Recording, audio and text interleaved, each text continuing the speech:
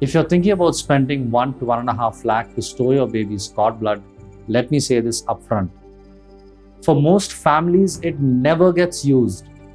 During pregnancy, advice comes from everywhere: obstetricians, pediatricians, friends, and of course, the cord blood companies. But if a transplant is ever needed years later, the decision about using that stored cord blood is made by the bone marrow transplant physician planning that transplant. And there's actually one situation where I recommend storing it. I'll come back to that at the end.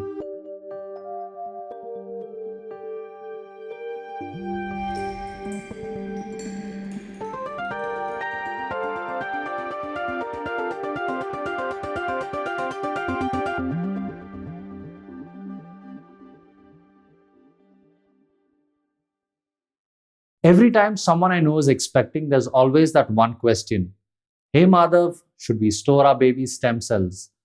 I usually answer honestly, I didn't store it for either of my kids, and I know exactly why that answer doesn't settle the issue. I've been on the other side of that decision. I remember being an anxious parent myself around the birth of my twins. That phase around childbirth is when you're exhausted, anxious, and vulnerable. And it's also the moment when this decision is usually sold to you. Cord blood storage is framed as biological insurance for life, and not doing it is made to feel like you're denying your child something meaningful. They talk about 80 diseases, and when you hear that number, it sounds comprehensive. But it isn't a list of common childhood illnesses or likely future problems. It's a mix of rare conditions managed in different settings with very different levels of evidence.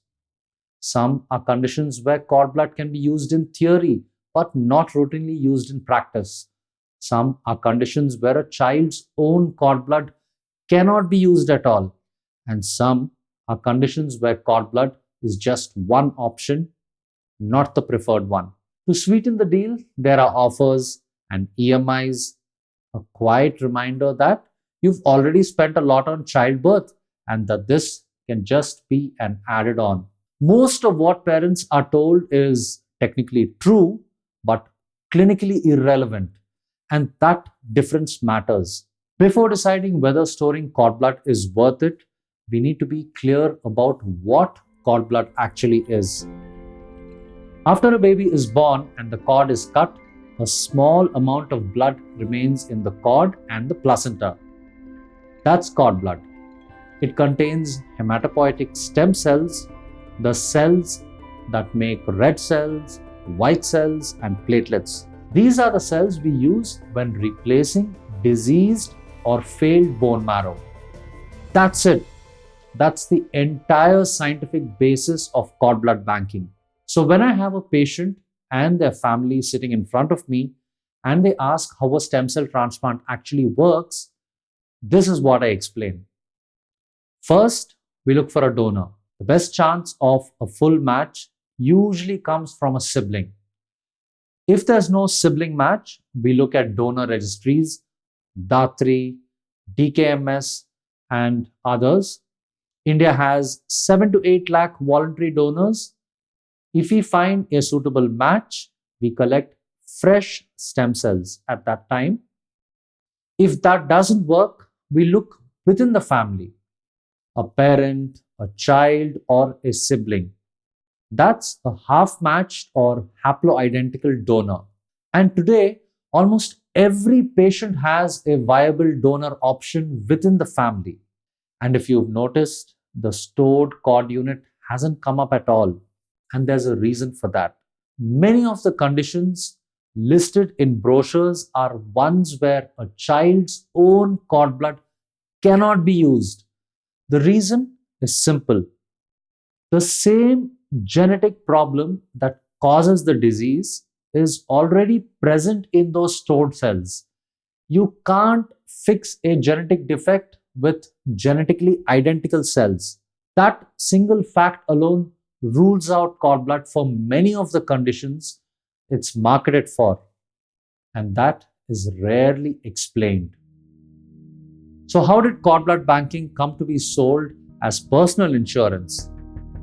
It began with a simple idea: pay 80,000 to 1.5 lakh plus a yearly fee, and your baby's cord blood is stored for future use. But the actual chance of ever needing that exact unit is somewhere between 1 in 2 lakh and 1 in 20 lakh. Over time, the model changed. That's how community banking came in. On paper, it looks like sharing. In reality, it's still a closed pool, limited to families who paid to be in it. That's very different from a true public cord blood system. And in India, that difference matters. We don't have population scale donation systems for biological resources. Even our blood supply runs on a replacement model. Most of you have seen this. Blood will be issued, but you need to arrange donors to replace it. That's not how a public system works. Now, apply that same limitation to cord blood. Cord banking isn't just storage. Each unit has to be carefully processed, frozen at minus 196 degrees, and maintained for decades. That kind of system only works at scale with transparency, regulation, and open access. In countries like the US, Canada, and Europe, public cord banking works for one reason: it's based on donation, not storage. Families don't pay, units are pooled, regulated, and made available to any matching patient. Now, because no one owns a unit, the number of cords available is far larger. That scale, not private efficiency, is what makes public banking work. Now, let's address a few more claims. You may have seen brochures saying covers your whole family, 97% match guarantee. In cord transplants, the issue isn't a perfect match, it's a suitable one. But more important than matching is cell dose. A cord unit from a 3 kilo newborn is being asked to rebuild the marrow of a 70 kilo adult. That's why adult cord transplants often require two cord units. Those units must match each other, match the patient, and meet quality standards. Now, even when that works, there's another trade off. After any transplant, blood counts fall. With cord blood, they stay low for longer. Recovery takes more time, and during that period, the risk of infection is higher, even in controlled hospital settings. Now, imagine managing that in real world conditions in India. That's why cord blood is rarely a first line option. People often ask, what if science catches up? Medicine does evolve, but the idea that cord blood will someday solve most of these problems is still speculative. Meanwhile, something else has already changed transplant medicine completely: the half match revolution. Every parent and every child is automatically a 50% HLA match. A decade ago, that wasn't enough. Then came post transplant cyclophosphamide, or PT-Cy. That single development made half match transplants safe. Today, outcomes with half matched family donors are comparable to fully matched unrelated donors. Survival rates are around 60 to 70% and improving, which means that today, living donors, fully matched or half matched, drive outcomes, not stored cord blood. By now, we've settled what cord blood can and cannot do. The remaining confusion comes from mixing cord blood and cord tissue as if they're interchangeable. They're not. Conditions like autism, cerebral palsy, infertility, and anti aging fall under experimental research.